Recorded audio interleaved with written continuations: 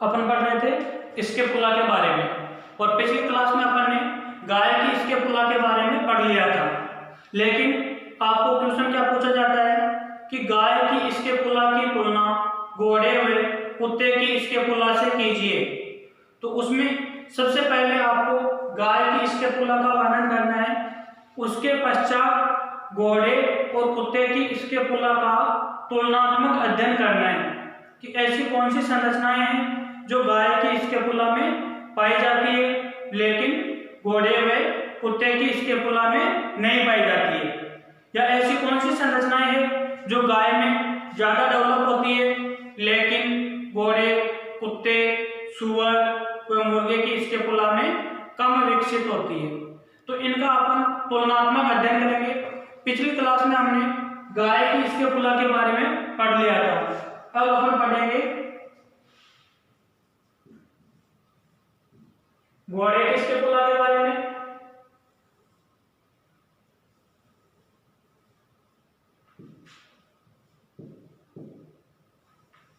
कुत्ते की स्कैपुला के बारे में,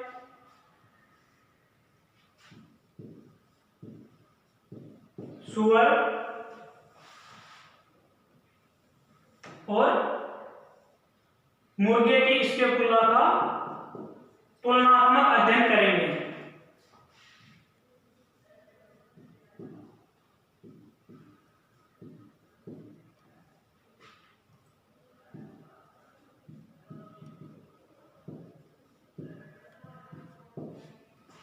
घोड़े के स्कैपुला में ऐसी कौन सी संरचनाएं हैं जो एब्सेंट होती है या प्रेजेंट होती है?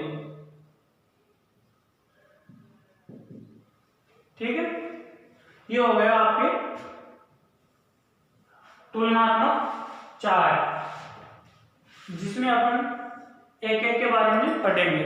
सबसे पहले घोड़े की स्कैपुला में एक्रोमीन प्रोसेस अनुपस्थित होता है।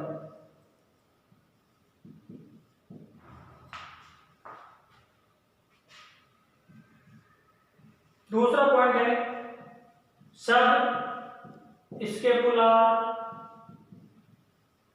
फोसा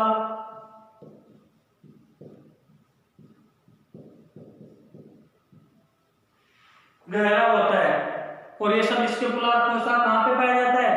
स्कैपुला की कौन सी सतह पे पाया जाता है? मीडियल सरफेस पर।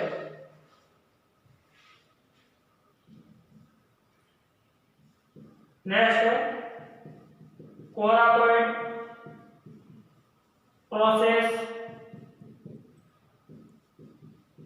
बड़ा होता है।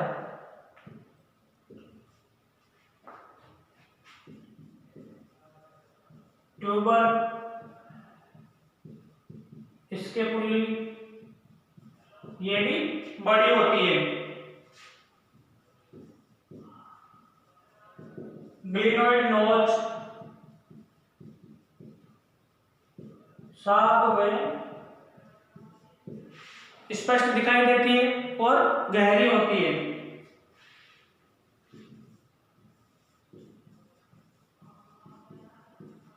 नेक्स्ट है स्कैपुला स्पाइन का अनुपात गाय में क्या था? 1:3 था, लेकिन घोड़े की स्कैपुला में स्कैपुला स्पाइन का अनुपात 1:2 होता है। ये हो गई आपके घोड़े की स्कैपुला।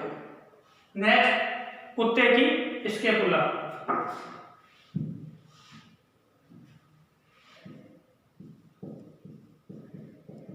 कोराकोइड प्रोसेस अनुपस्थित होता है। ये चीज विशेष रूप से पूछी जाती है भाई, किसके स्कैपुला में एक्रोमीन प्रोसेस अनुपस्थित होता है? तो घोड़े की स्कैपुला में एक्रोमीन प्रोसेस अनुपस्थित होता है। कुत्ते की स्कैपुला में कोराकोइड प्रोसेस अनुपस्थित होता है, और ये कोराकोइड प्रोसेस और एक्रोमीन प्रोसेस स्कैपुला अस्थि के कौन से भाग पर पाए जाते हैं? डिस्टल एंड पर पाए जाते हैं। नेक्स्ट है स्कैपुलर स्पाइन का अनुपात 1:1 होता है। क्यों होता है? क्योंकि कुत्ते की स्कैपुला बराबर 2 समान भागों में बटी हुई होती है। और वो क्यों बटी हुई होती है? इस स्कैपुलर स्पाइन के कारण। इसलिए इसका अनुपात क्या हो जाएगा? 1:1 होता है।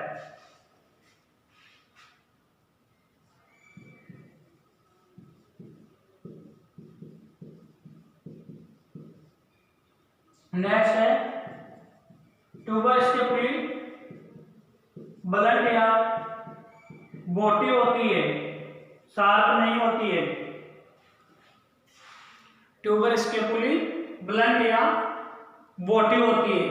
नेक्स्ट अपन देखते हैं सुअर की स्कैपुला।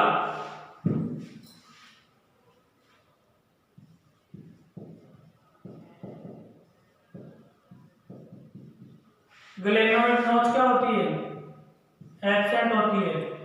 सुअर की स्कैपुला में ग्लेनोइड नोच अनुपस्थित होती है।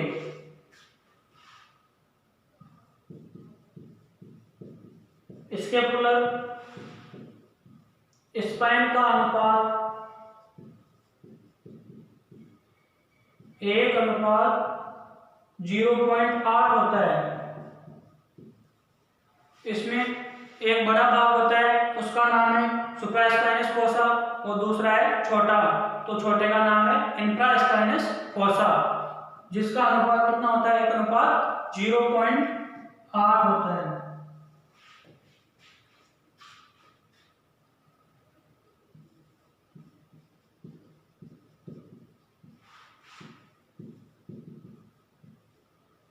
नेक्स्ट है स्कैपुलर स्पाइन बढ़ा हुआ है, पीछे की ओर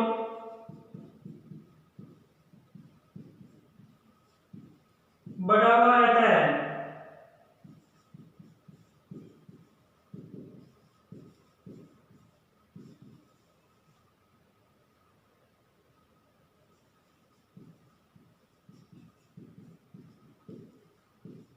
और एक्रोमीन प्रोसेस है वो पाया जाता है, लेकिन एक्रोमीन प्रोसेस अवशेष के रूप में पाया जाता है। नेक्स्ट अपन देखते हैं मुर्गे की स्कैपुला।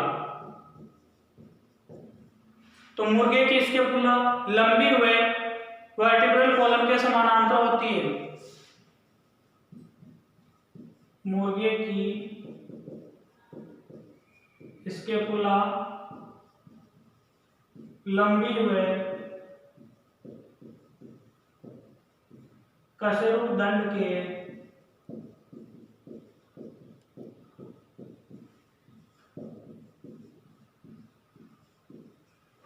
समानांतर होती है। मुर्गे की स्कैपुला लंबी हुए कशेरुक दंड के समानांतर होती है, जो क्या करती है? मुर्गे के पंख का निर्माण करती है। और मुर्गे की स्कैपुला में एक विशेष बात और होती है कि मुर्गे की स्कैपुला में फोरामेन ट्राइओसियम पाया जाता है। इसमें फोरामेन ट्राइओसियम पाया जाता है। इसमें फोरामेन ट्राइओसियम पाया जाता है, और ये फोरामेन ट्राइओसियम है जो 3 अस्थियों से मिलकर बनता है। फोरामेन ट्राइओसियम जो 3 अस्थियों से मिलकर बनता है। 3 अस्थि कौन सी है? स्कैपुला, क्लेविकल बोन व कोराकोइड बोन। इन तीनों अस्थियों से मिलकर मुर्गे की स्कैपुला में फोरामेन ट्राइओसियम नामक संरचना का निर्माण होता है। और ये फोरामेन ट्राइओसियम नामक संरचना है जो स्कैपुला, क्लेविकल बोन व कोराकोइड बोन से मिलकर बना हुआ होता है। तो इसमें सबसे पहले अपन देखते हैं कि घोड़े की स्कैपुला में ऐसी कौन सी संरचनाएं हैं जो गाय की स्कैपुला को और घोड़े की स्कैपुला को अंतर डिफाइन करती है या दोनों को अलग अलग पहचान करने में सुविधा प्रदान करती है। सबसे पहले घोड़े की स्कैपुला में एक्रोमियन प्रोसेस अनुपस्थित होता है। दूसरा पॉइंट है सब स्कैपुलर फोसा गहरा होता है, उसमें गाय की स्कैपुला में सब स्कैपुलर फोसा है जो गहरा नहीं होता है। तीसरा पॉइंट है कोराकोइड प्रोसेस बड़ा होता है, गाय की अपेक्षा घोड़े की स्कैपुला में कोराकोइड प्रोसेस बड़ा होता है। ग्लेनोइड कैविटी के पास में एक उभार पाया जाता है और उस उभार को क्या कहते हैं? ट्यूबर स्कैपुली कहते हैं। यह संरचना भी कैसी होती है? बड़ी होती है। नेक्स्ट पॉइंट है ग्लेनोइड नोच साफ हुए गहरी दिखाई देती है। घोड़े की स्कैपुला होती है, उसकी ग्लेनोइड नोच स्पष्ट दिखाई देती है और थोड़ी सी गाय की अपेक्षा गहरी होती है। गाय की स्कैपुला में लेटरल भाग में या लेटरल सरफेस पर एक स्कैपुलर स्पाइन था और वो स्कैपुलर स्पाइन गाय की स्कैपुला को दो असमान भागों में बांट रहा था और उसका अनुपात गाय में कितना था? 1:3 था। लेकिन घोड़े में स्कैपुलर स्पाइन का अनुपात कितना होता है?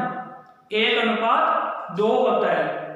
तो ये स्कैपुलर स्पाइन है जो घोड़े की स्कैपुला को 1:2 भाग में विभाजित करता है। नेक्स्ट आपके कुत्ते की स्कैपुला को आप गाय की स्कैपुला से किस प्रकार अलग करोगे या कैसे पहचान करेंगे अपन कि ये गाय की स्कैपुला है या घोड़े की स्कैपुला है या कुत्ते की स्कैपुला है? तो कुत्ते की स्कैपुला में कोराकोइड प्रोसेस अनुपस्थित होता है, सबसे विशेष पहचान यही है और एग्जाम में सीधा सीधा क्वेश्चन पूछा जाता है निम्न पशुओं में से किसकी स्कैपुला में कोराकोइड प्रोसेस अनुपस्थित होता है या उपस्थित होता है? तो कुत्ते की स्कैपुला में कोराकोइड प्रोसेस अनुपस्थित होता है, बाकी सब में उपस्थित होता है। स्कैपुलर स्पाइन का अनुपात कुत्ते में 1:2 होता है। जो कुत्ता होता है, कुत्ते की स्कैपुला है, उसकी लेटरल सरफेस पर स्कैपुलर स्पाइन पाया जाता है और ये स्कैपुलर स्पाइन कुत्ते की स्कैपुला को 2 बराबर भागों में बांटता है, इसलिए इसका अनुपात क्या होता है? 1:1 होता है। ठीक है। नेक्स्ट है ट्यूबर स्कैपुली ब्लंट होती है। एक तो होता है कोई भी चीज जैसे मान लो शार्प है और एक अगर ये थोड़ा सा कुछ इस प्रकार से मुड़ी हुई है तो ये क्या है? ब्लंट या बोटिव होती है। बाकी सब विशेषताएं गाय की स्कैपुला की और कुत्ते की स्कैपुला की समान होती है। ठीक है। तीसरा आते कि सुअर की स्कैपुला को गाय, कुत्ता और घोड़े की स्कैपुला से किस प्रकार अलग किया जा सकता है? सबसे महत्वपूर्ण पहचान यही है कि सुअर की स्कैपुला में ग्लेनोइड नोच अनुपस्थित होती है। दूसरा पॉइंट स्कैपुलर स्पाइन का अनुपात 1:0.8 होता है। 1:0.8 होता है। स्कैपुलर स्पाइन बड़ा हुआ पीछे की ओर बढ़ा हुआ दिखाई देता है। जो सूअर होता है, सूअर की स्कैपुला में जो स्कैपुलर स्पाइन पाया जाता है वो कुछ संरचना में बड़ा और पीछे की तरफ ज्यादा बढ़ा हुआ होता है। एक्रोमियन प्रोसेस इसमें पाया जाता है लेकिन रूडिमेंट्री होता है, अवशेष के रूप में पाया जाता है। ठीक है। अगर मुर्गे की स्कैपुला को आपको गाय, घोड़ा, सूअर और कुत्ते की स्कैपुला से तुलनात्मक अध्ययन करना हो या अलग पहचान करनी हो तो किस आधार पर करेंगे कि मुर्गे की स्कैपुला है जो लंबी होती है लेकिन कशेरुक दंड के समानांतर होती है और क्या करती है? पंख का निर्माण करती है। ठीक है। इसमें मुर्गे की स्कैपुला में फोरामेन ट्राइओसियम पाया जाता है और यह फोरामेन ट्राइओसियम 3 अस्थियों से मिलकर बनता है।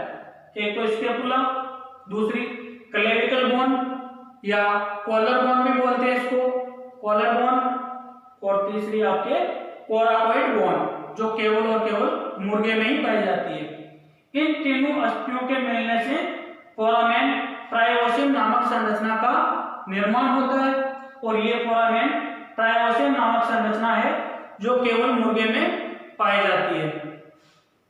तो ये आपके गाय, घोड़ा, कुत्ता, सुअर और मुर्गे की स्केपुला का तुलनात्मक अध्ययन हो गया, जिसके आधार पर अपन इनको अलग अलग पहचान कर सकते हैं और इनका तुलनात्मक अध्ययन है वो भी लिख सकते हैं कि इनकी स्केपुला को आपस में एक दूसरे पशु से इन संरचनाओं के आधार पर अलग किया जा सकता है। तो ये आपके सामने ये जो स्केपुला है वो आपकी कंप्लीट हो गई है। अब नेक्स्ट क्लास अपनी जब भी होगी उस नेक्स्ट क्लास में अपन अगले पैर की दूसरी अस्थि ह्यूमरस के बारे में पढ़ेंगे। तो इससे पहले अगर पहले का वीडियो नहीं देखा है तो इससे पहले गाय की स्केपुला का वीडियो जरूर देखें। Scapula, humerus, radius ulna, carpal, metacarpal, digits, ये 6 प्रकार की अस्थियां होती है जो गाय भैंस के अगले पैर में पाई जाती है। अब अपन बात करें कि भेड़ बकरी की स्केपुला के बारे में अगर अपने को पूछ लिया जाए तो अपन उसमें क्या लिखेंगे या उसका अपन तुलनात्मक अध्ययन कैसे करेंगे। अगर मान लो क्वेश्चन आ जाए कि गाय की स्केपुला की तुलना भेड़ व बकरी की स्केपुला से कीजिए, तो कुछ भी नहीं करना है, आपको इतना सा लिखना है कि भेड़ व बकरी की स्केपुला आकार में, संरचना में छोटी होती है। भेड़ व बकरी की स्केपुला आकार में गाय की स्केपुला से छोटी होती है, बाकी सब संरचनाएं एक जैसी होती है। गाय और बकरी की स्केपुला में उसकी साइज के अलावा कोई भी अंतर नहीं पाया जाता है। वे सभी संरचनाएं भेड़ और बकरी की स्केपुला में पाई जाती है जो गाय की स्केपुला में पाई जाती है। गाय रूमिनेंट है, बकरी भी रूमिनेंट है, इसलिए उनकी स्केपुला में कोई भी फर्क नहीं होता है। उनकी स्केपुला शरीर के अनुसार छोटी और बड़ी होती है। तो ये आपके स्केपुला का जो टॉपिक था वो कंप्लीट हो गया है। अब अपन ह्यूमरस अस्थि के बारे में अगले क्लास में पढ़ेंगे।